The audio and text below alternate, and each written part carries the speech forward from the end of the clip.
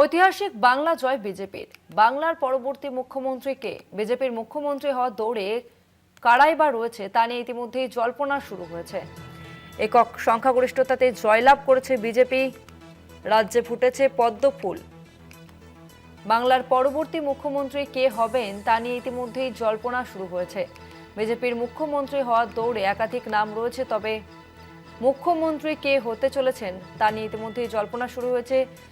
সূত্র মারফত খবর পাওয়া যাচ্ছে 9 তারিখে রয়েছে শপথ গ্রহণ অনুষ্ঠান, তবে মুখ্যমন্ত্রীর কুর্সিতে কে বসবে তা নিয়ে ইতিমধ্যেই জোর জল্পনা শুরু হয়েছে। ঐতিহাসিক বাংলা জয় বিজেপির। বাংলার পরবর্তী মুখ্যমন্ত্রী কে হবে তা নিয়ে ইতিমধ্যেই জোর জল্পনা শুরু হয়েছে। বিজেপির মুখ্যমন্ত্রী হওয়ার দৌড়ে কারা রয়েছেন তা নিয়েও ইতিমধ্যেই জলঘোলা পরিস্থিতি, তবে 9 তারিখে শপথ গ্রহণ অনুষ্ঠানে ইতিমধ্যেই সূত্র মারফত খবর পাওয়া যাচ্ছে।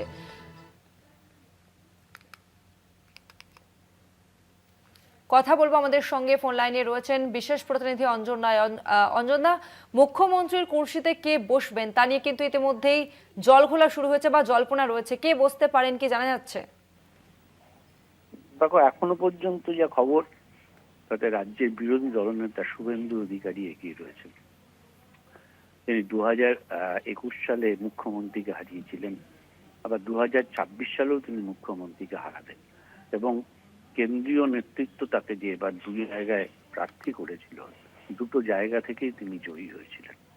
সরাসরি মুখ্যমন্ত্রীকে হারানোর যে চ্যালেঞ্জ কেন্দ্রীয় নেতৃত্ব শুভেন্দু অধিকারীর উপর দিয়েছিলেন, তা কার্যত তাতে তিনি সফল হয়েছেন। ফলে স্বাভাবিকভাবেই বুঝতে পারছো যে তিনি এগিয়ে রয়েছেন মুখ্যমন্ত্রীর দাবিদারে। তার সঙ্গে তিনি দীর্ঘদিন প্রশাসনিক কাজ করেছেন, মন্ত্রী ছিলেন এবং রাজ্যের 5 বছর বিরোধী দলনেতা ছিলেন, একসময় সাংসদও হয়েছিলেন। ফলে প্রশাসন সম্পর্কে তার একটা অভিজ্ঞতা, যোগাযোগ সবটা আছে। ধন্যবাদ। হ্যালো হ্যালো হ্যাঁ অঞ্জনদা, যেমনটা আপনি জানাচ্ছিলেন। দ্বিতীয় পর্যায়ে এগিয়ে রয়েছেন শ্রমিক ভট্টাচার্য, রাজ্য বিজেপির সভাপতি। তিনি আরএসএস এর প্রার্থী, আরএসএস তাকে চাইছেন, বিভিন্ন মানুষের সঙ্গে যোগাযোগ রয়েছে তার। ফলে সেই রকম ব্যক্তিকে আরএসএস কিছুটা পছন্দ করছে এবং চাইছো শ্রমিক ভট্টাচার্য যদি হয় রাজ্য সভাপতি। এবং তৃতীয় আরেকজনের নাম রয়েছেন, তিনবার রাসবিহারী কেন্দ্র থেকে জিতেছেন, স্বপন দাশগুপ্ত। তিনি সাংসদ ছিলেন, তিনি পদ্মশ্রী পাওয়া একজন মানুষ। তিনি এক সময় দাঁড়িয়ে প্রধানমন্ত্রীর কিচেন ক্যাবিনেট যদি বলেন বা প্রশাসনিক কাজের গুরু দায়িত্ব পালন করেছিলেন প্রধানমন্ত্রীর দপ্তরে। তিনি অত্যন্ত গুরুত্বপূর্ণ ব্যক্তি, শিক্ষিত, আমাদের প্রফেশনের সঙ্গে দীর্ঘদিন যুক্ত ছিলেন। ফলে তার একটা মূল্য কিন্তু দাম আছে। ফলে কে হবে কেন্দ্রীয় নেতৃত্ব ঠিক করবেন, কিন্তু কোন পথে যদি বলো, এই মুহূর্তে চর্চায় যদি বলো, নিঃসন্দেহে শুভেন্দু অধিকারী এগিয়ে রয়েছেন 1 নম্বরে। তার নামই বিবেচনা ধরে রয়েছে। ধন্যবাদ জানাবো। আমাদের সঙ্গে ফোন লাইনে ছিলেন বিশেষ প্রতিনিধি অঞ্জন রায়।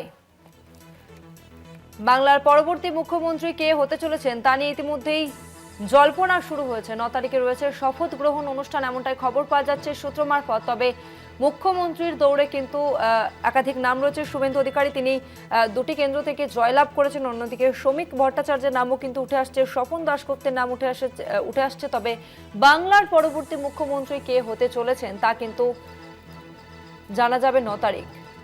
অন্যদিকে আগামীকালই পরিষদীয় দলের বৈঠক বৈঠক ডাকা হয়েছে বিজেপির তরফ থেকে এবং সেই বৈঠকই আলোচনা হবে যে পরিষদীয় নেতা কারা হতে চলেছেন। সেই বৈঠকই হয়তো উঠে আসতে পারে মুখ্যমন্ত্রীর কুর্সিতে কে বসবেন। 9 তারিখে রয়েছে শপথ গ্রহণ অনুষ্ঠান, তবে তার আগে মুখ্যমন্ত্রী কে হবেন তা নিয়ে জল্পনা চলছে এবং আগামীকালই রয়েছে পরিষদীয় বৈঠক রয়েছে বিজেপির।